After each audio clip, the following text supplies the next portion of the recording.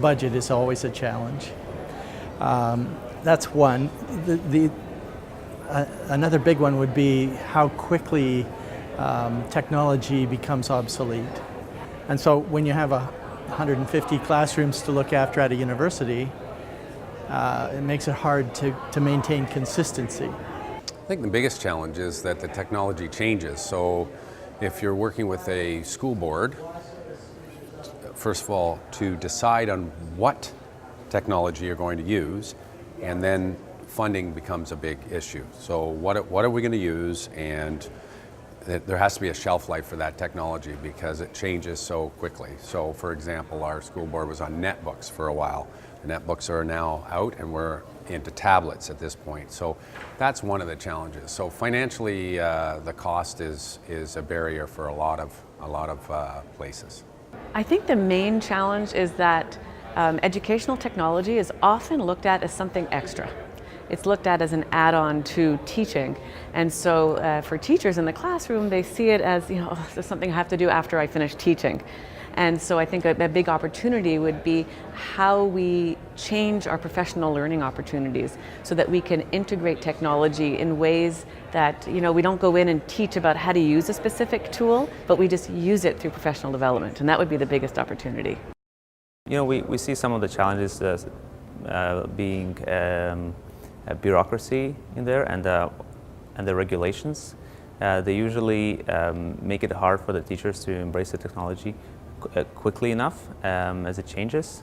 Some of the challenges that we have with just with teachers is to get them to feel comfortable using the technology. It's always the same teachers that are doing very interesting things with technology, but how do we get other teachers to use the technology and integrate it in their classroom? Yeah, one of the things that we're finding in the industry is that with education, the BYOD, or Bring Your Own Device initiative, is really coming forward. So what that is, it's a very exciting time for students to bring any sort of device, any sort of operating system. With that, there's a lot of challenges with protecting the data, protecting the devices, and the school boards. So what's exciting about that is that now we have all kinds of different mechanisms to consume information. You've got ways to teach classes differently, to research, even just to do basic attendance. It's all being done on technology. And from an ESET standpoint, it's fantastic because we really want an ease of access to that information and to have that environment safely protected.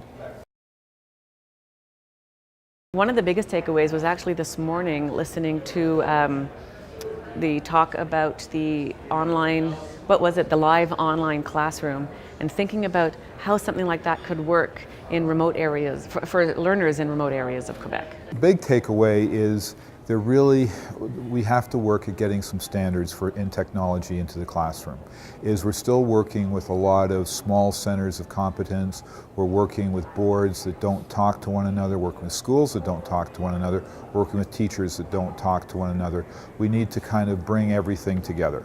Yeah, so I think one of the main key takeaways is that it's really interesting to see how the educators and the education community is ready to embrace the technology, and technology is already an integral part of today's classroom and not of the future classroom, as many people might assume. And the one thing I noticed is that with today's pace of technology and change, it might be a little tricky for the educators to follow along. So it gave me a few ideas, things that are avenues that I would like to pursue, like 3D technology or virtual reality technology.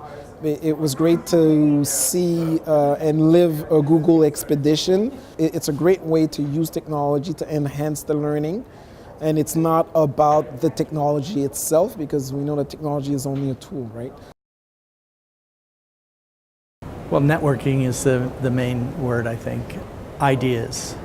Twitter, connection, and just learning and soaking it up. Smart, interesting, daring.